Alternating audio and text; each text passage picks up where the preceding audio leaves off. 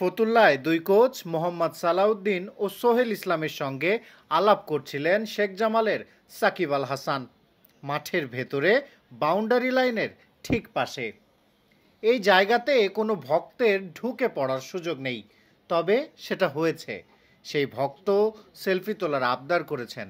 শুরুতে সাকিব না করেছেন, তাতে থোড়াই কেয়ার ভক্তের। মেজাজ হারান সাকিব, তার উপর চড়াও হন। দিনব্যাপী এই ইস্যুতে তোলপাড় ক্রিকেট পাড়া। বিকালে এই ইস্যুতে প্রশ্ন করা হলো বিসিবি সভাপতিকে। কি বললেন নাজমুল হাসান পাপন? এবার সিকিউরিটি নিয়ে বেশ কিছু প্রশ্ন উঠেছে, বিশেষ করে ফতুল্লা এবং বিকেএসপিতে প্রচুর দর্শক মাঠে ঢুকেছে। আজকেও সাকিবের সাথে দুটো ঘটনা ঘটেছে। এবারের সিকিউরিটি নিয়ে কি বলবেন? আমি টিভিতে যখন খেলা দেখি না, কেন জানি এগুলো দেখায় না।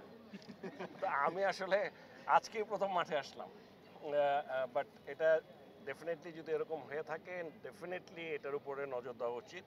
এবং আমার যেহেতু জানলাম, আমি আবার স্পেসিফিক্যালি বলে যাব সবাইকে, একটু পরে বসবো ওদের সাথে, যাতে করে সিকিউরিটি একটা ইম্পর্টেন্ট ইস্যু এবং আমাদেরকে এ ব্যাপারে আরও সচেষ্ট হওয়া উচিত। এইবারেরটাই তো সম্ভব ছিল বলে আমার জানা নেই, কারণ এটা লিস্টেড টুর্নামেন্ট। লিস্টেড টুর্নামেন্ট তো আমি 50 ওভার ছাড়া করতে পারবো না। সো যেটা পারতাম, হয়তো লিস্টেড টুর্নামেন্টেই বাদ দিয়ে দিতে পারতাম এবার। এটা হয়তো একটা অপশন ছিল, কিন্তু এরকম কখনো মাথায় আসেনি। নাম্বার 1। নাম্বার 2 হচ্ছে যে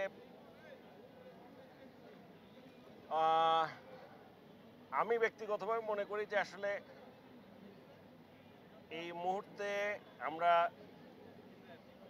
এই যে জিম্বাবুয়ের সাথে সিরিজটা খেলছি, তার এটাও তো টি20, তার আগেই কিন্তু আমরা বিপিএল খেলেছি এবং একটা জমজমাট বিপিএল আমরা দেখেছি, প্রতিদ্বন্দ্বিতাপূর্ণ।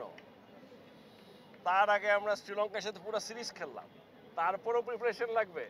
মানে আমি জিনিসটা আসলে আমার কাছে একটু মনে হয় যে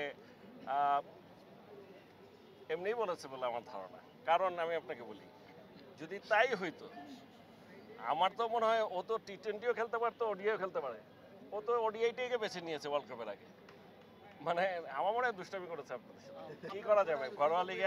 আমি কি সুপার লিগটা হঠাৎ করে লিস্টে টুর্নামেন্টের টি20 করে দিতে পারি? এটা কি ইচ্ছা মতো করা যায়? মানে এটা তো কোনো সুযোগই নাই।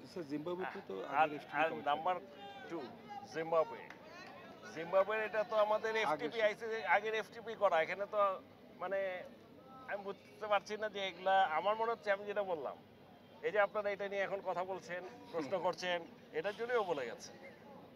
এটা করতে গেলে তাহলে বিসিবিকে করতে হবে। ক্লাবগুলো ইন্টারেস্টেড হবে বলে আমার মনে হয় না।